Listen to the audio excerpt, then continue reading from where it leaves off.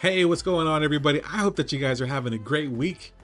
You're tuning into the Marriage Savvy podcast, where being savvy about your marriage can help you not get finessed by it.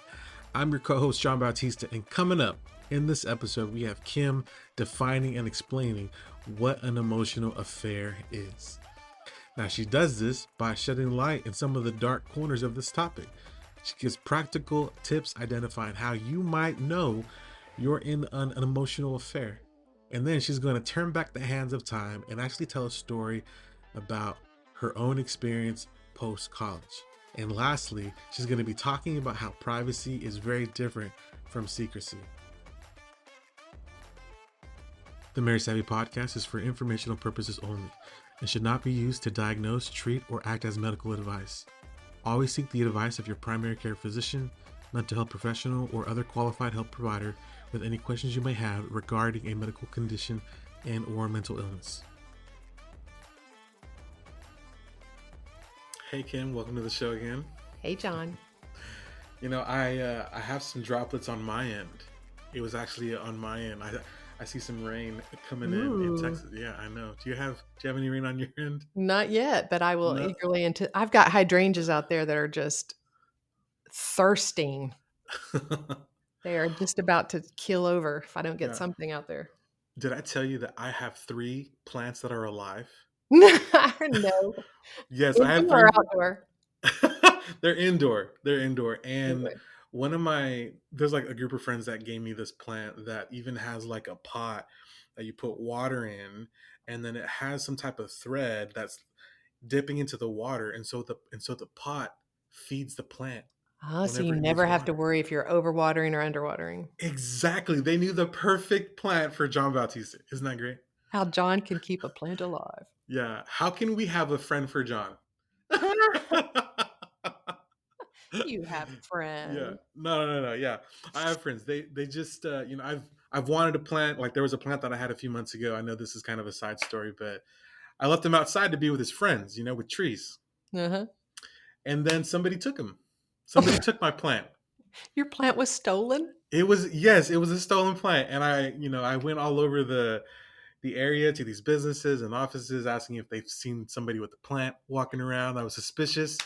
It was one of the goofiest afternoons of my life, I'll tell you that. Did you ever find your plant? I didn't. No one fessed up. What's the description? Green leaves and roots? What do you do?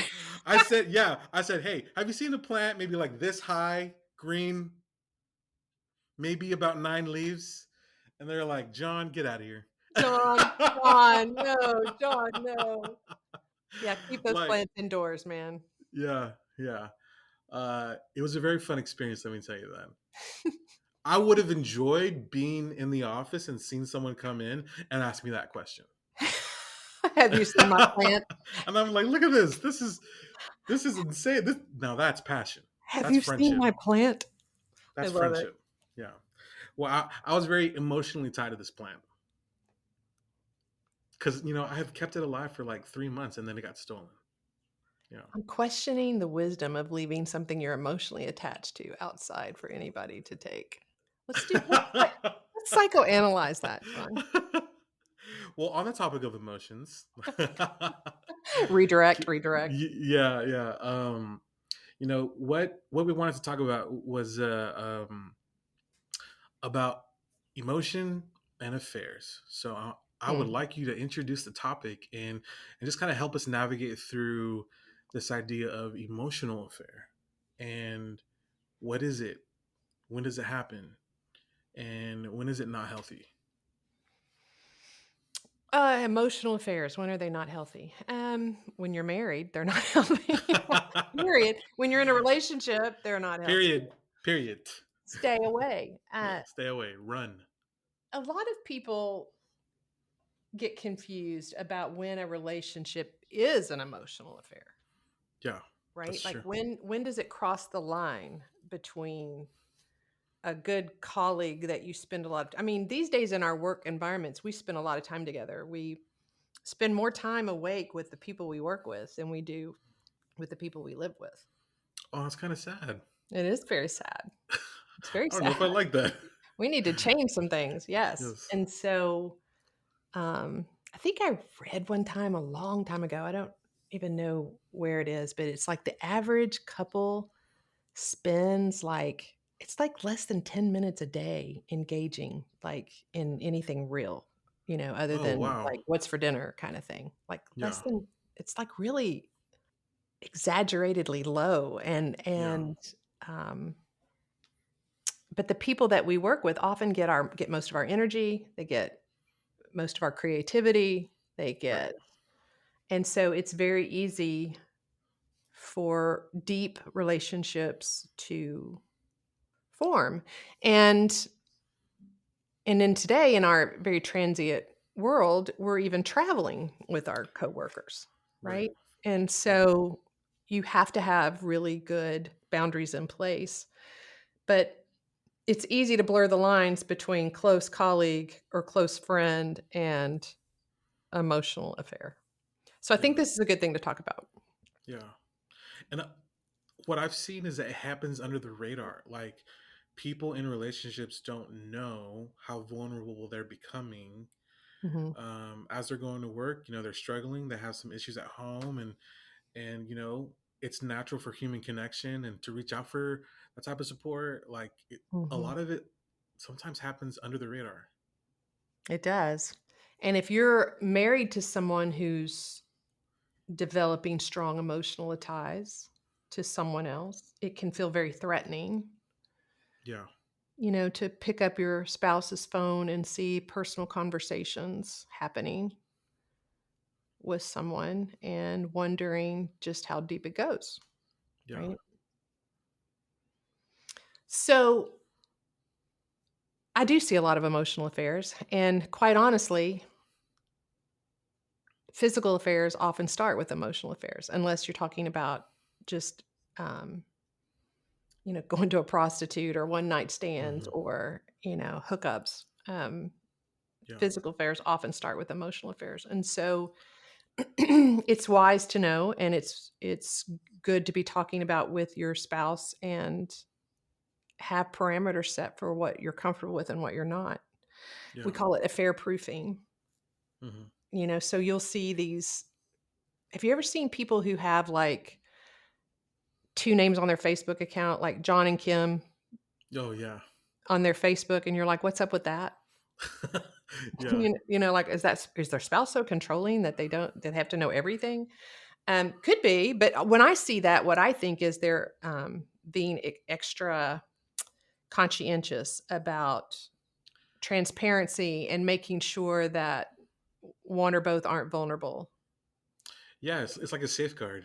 It's like a safeguard, right? Yeah. Now, it can be controlling. It can Right. be too much dependency on each other. It sure can be, but Yeah. that's not where I tend to go first with that Yeah. in my thinking. And so, like when I was in the corporate world early on, I wasn't always a therapist. I used to You be. weren't. I was not always a therapist. How did you not always do this your whole life? And so I was an accountant and I would, do a lot of business lunches with powerful men. And so my husband and I had kind of parameters set aside, not because he was afraid I would cheat on him, um, but because we just wanted to make sure that we didn't have the opportunity for something to develop that would threaten our relationship. Yeah, like you wanted to establish a sense of safety Yeah. no Yeah. matter where you are. Where we are. And so, um, we call it, like I said, affair proofing. And so you're getting in trouble when you're talking to someone else about things that you feel like you have to hide from your spouse. There's a danger sign right there. Like, Mm, I would not want my spouse to read this if mm, I'm sending a text or an email, or if my spouse was sitting at the next table listening in, mm. I wouldn't say these things. Like, if that starts happening, Yeah, you're in danger zone, big yeah, time. yeah. Can you define what an emotional affair is, real quick? So an emotional affair is, I define it as opening vulnerability into a relationship that is inappropriate for the type of relationship that it is with the opposite sex, where romantic feelings Yeah. are also involved or could develop, Mm. right? I think So, I think that's where people get mixed up, is that they don't think there's an opportunity for this to mm, develop, and so they don't see any wrong yeah, or they're, in being vulnerable. yes, or they're just not owning it. Like they don't want to admit it because you're enjoying the relationship. You're getting Hmm. something from it. You're getting comfort, or you're getting camaraderie, or Hmm. this person's hilarious and you love to spend time together. Like you're Mm. getting something from it and you don't want to give that up. And so you keep telling yourself, this is nothing. Mm. It's just friends. We're just friends. Hmm. But I read a book one time. I can't remember the name of it. Maybe it was Getting Past the Affair. I don't know. But the book talked about windows and doors.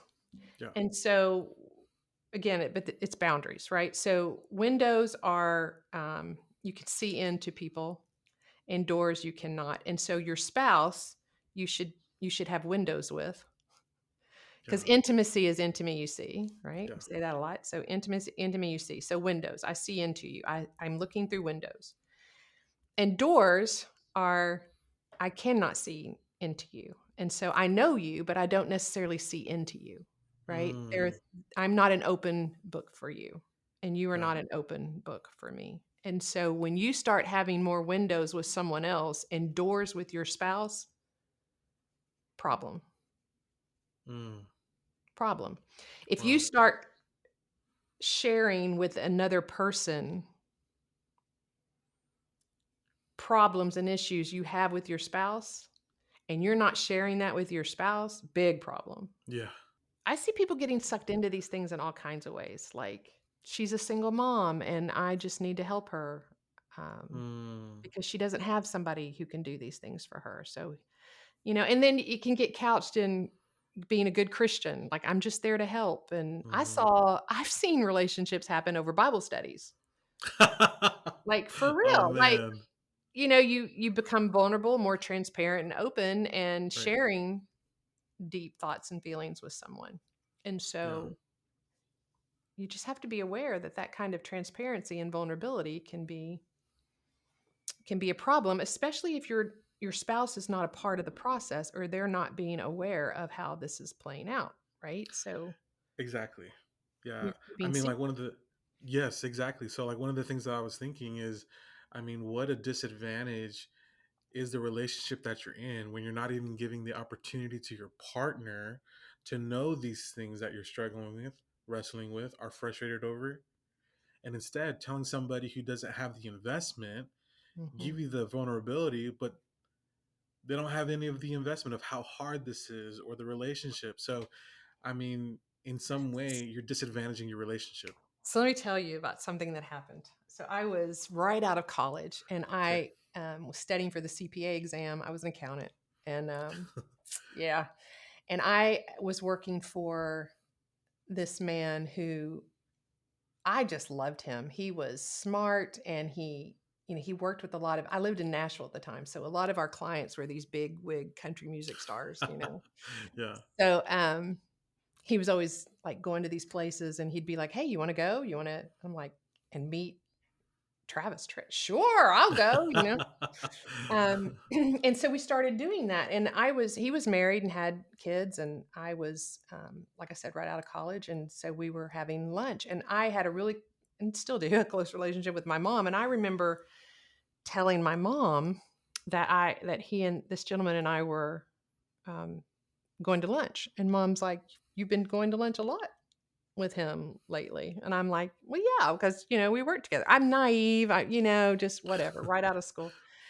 And mom's like, "What do you talk about?" And I said, "Well, we talk about work and, his family and things like that." And mom said, "Does he complain about his wife?" And I said, "Well, maybe a little." And mom goes, "Kim, you better watch yourself, because this is how this thing starts." And I'm thinking, "Oh, mom, you're being so dramatic. You're being so dramatic." uh, And she said, "When they start telling you what they're not getting at home, mm, they're priming the pump. And I'm like, he wouldn't do this. He's respectable. He's whatever. And she's like, yeah, okay, whatever. So I go to lunch that day, and I'll be dadgum if that day he didn't really lay it on thick that he was not happy in his marriage. Wow. Yeah. Now, was he hitting on me? I don't know. I don't I don't know, but it scared me to death. And I was like, yeah, I'm not gonna Wow. I'm not gonna participate in this. And I wasn't a marriage therapist at the time either. So I wasn't like, Yeah. let's talk about your marriage. I'm like, And you weren't married, right? At the time, no, like you I weren't wasn't married. married. Mm-mm. But even then, you saw that there was like a sense of vulnerability that was being given to you that Hmm. wasn't given to his wife. Very uncomfortable. I was Wow. very uncomfortable. What's your mom's name? Barbara. Shout out to Barbara, Mama Shout Barbara. out. Shout out to Barbara. Shout out to Barbara. You saved your daughter. Yeah. No, we But love that. and it was a power dynamic. He's successful, and I seem to remember he was pretty good looking. That was 30 years ago though, so he was pretty good looking too. But take me out to nice places to lunch. I'm this poor out of college, ragu and pasta was my idea of a Is that the ragu one where pasta. you pop it open from the can? Yes, exactly. Throw on enough Parmesan cheese, and that stuff can go down. But The- yeah, so that was that an emotional affair? Uh, no, but it could have been. It was leading there. yeah. Does it have to be mutual for it to be an emotional affair? Hmm. Because in some sense, he was kind of Mm-hmm.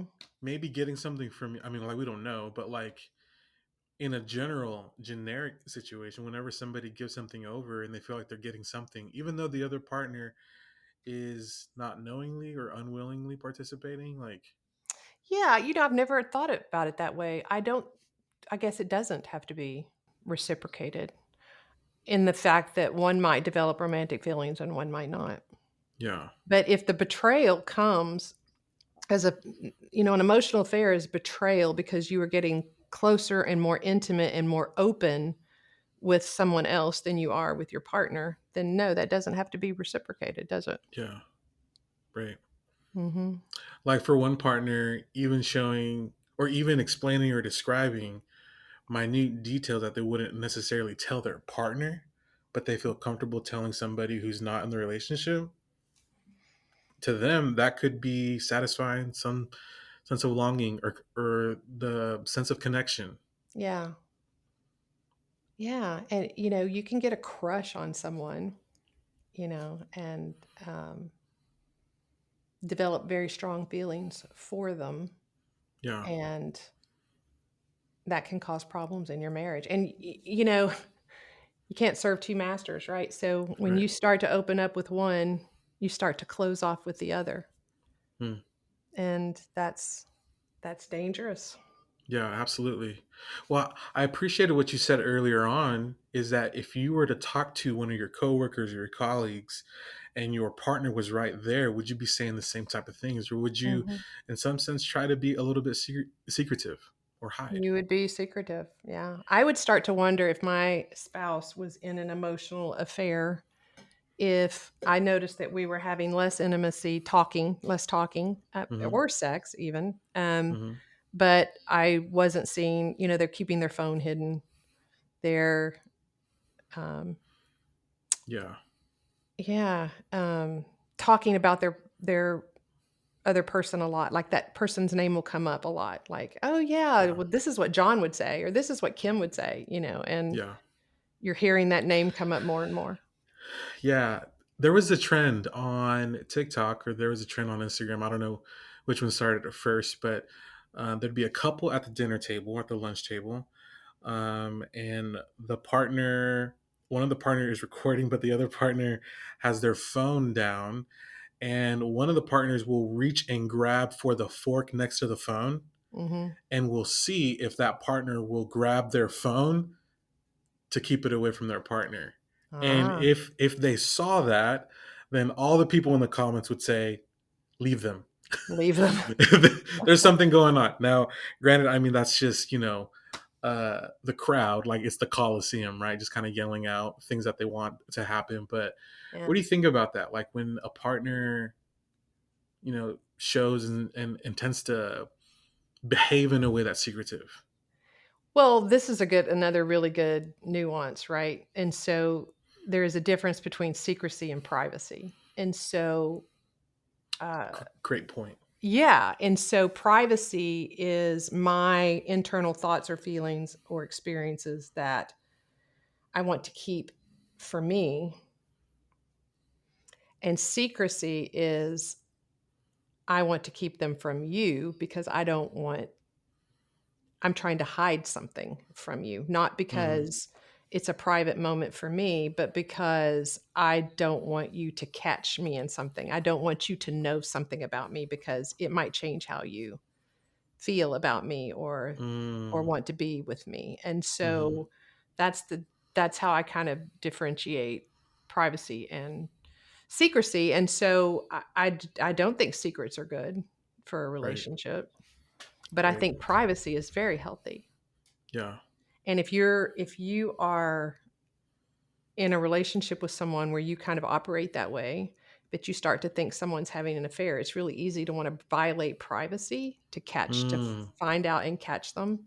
And right. you got to be really careful with that. S- So, So, what would you recommend when somebody doesn't want to violate privacy and they want to be respectful, but they also have a sense of, for whatever reason, whether internal or external or both, mhm. have a sense that their partner may be hiding something? How would you recommend them going about that conversation? Well, if it were my marriage, we work really hard on being relational. And so I would sit down and say, I'm having a lot of insecurities right now. I don't know why. I can't really point my finger on it. Or I've seen this behavior in you that I don't normally see. Hmm. And so I'm asking you to help me with my insecurities. And so this is making it, see, I'm speaking about me. I'm not speaking Hmm. about, I think you're cheating. I worry about you not doing the right thing or making the right decision. So I'm coming Yeah. across this is my problem right now. Yep. And I need your help. And Yeah. I know my husband, he'd be like, how can I help? Well, I need to have access to your phone.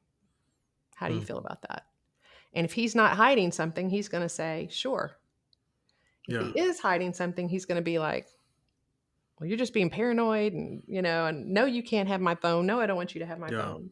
And if I get that response, man, that one might be tough. Yeah. That one might be tough. What would you say to somebody who's like, "Hey, I'm gonna give you this phone, but just know I was meaning to keep these thoughts to myself, but I don't want it to seem or come across as if I'm trying to hide something from you." What do you think about that? I think that that's something you can work together on. Like, are there areas of is there a journal or notes on your phone you don't want me to see? I won't look at that. Hmm. I won't look at that, but I want to know who you're texting and I want to know who you're calling. And if you're sharing something with someone else that you don't share with me, then I have a problem with that. Yeah, man, that's gonna take a lot of trust and vulnerability on both ends, And emotional maturity. and emotional maturity. That's right. Hmm. I'm not saying though, like if my husband was denying me access and it made no sense, Hmm. he's just denying me access. It's not above me to get in his phone and find out at that point, invade his privacy at that point. But I'm Hmm. not starting there, Yeah, right? Because not if he's going starting to there. lie to me and sneak and sleep around on me like that, then I'm going to find it if Yeah, that's, you know, and yeah, then I'm going to kick his butt out of the house. yeah. We want to approach confrontation in like a very, hey, we're going to be trusting each other, we're going to be transparent with each other. Yeah. But I would approach it first with, I'm having a lot of feelings of insecurity here. I need some help. Yeah, man, that would be a really good conversation to have, is what happens whenever we struggle with our own insecurities, and how do we invite our partners to have the choice to participate in them. Yeah. And if you're now that's true intimacy. I'm sharing, I'm opening myself up and I'm telling Right. you, I'm having insecurities, right? Right. And if we have if we're developing that kind of mature relationship where you can even talk about it at that level and our partner, I mean, we typically want to help each other. We typically want to be there and showing up with that kind of vulnerability. Yeah. I'd have a hard time not wanting to join. Like, Yeah. how can I help you? Tell Hmm. me how to help you. What's going on? I what am I doing or saying that's causing you to have any of these insecurities? Because I'll stop that right now. Like whatever that Mm. is, And if I'm not willing to do that, if I'm not willing to show up and help you in that way, man, you've got some real problems going on in this relationship beyond what may or may not be an affair. Wow. Oh, that's so good, Kim. Yeah. No, thank you so much for even, talking about this sensitive topic. I know that it can be kind of controversial because it's emotions. It kind of deals with things that are not really seen, but they do find expressions, and these are expressions that come out, in our friendships, in our jobs, and so thank you so much for handling this topic with such grace and wisdom. All right, guys, that's our show for today. Once again, if you have any questions about relationships, your marriage, or any type of interpersonal relationship, feel free to send that question in a voice memo and/or typed up email to askkim@themarriageplace.com. Once again, askkim@themarriageplace.com. You've been tuning in to another episode of the Marriage Savvy Podcast, where being savvy about your marriage can help you not get finessed by it. I'm your co-host, John Bautista, and I will see you guys next week. Peace.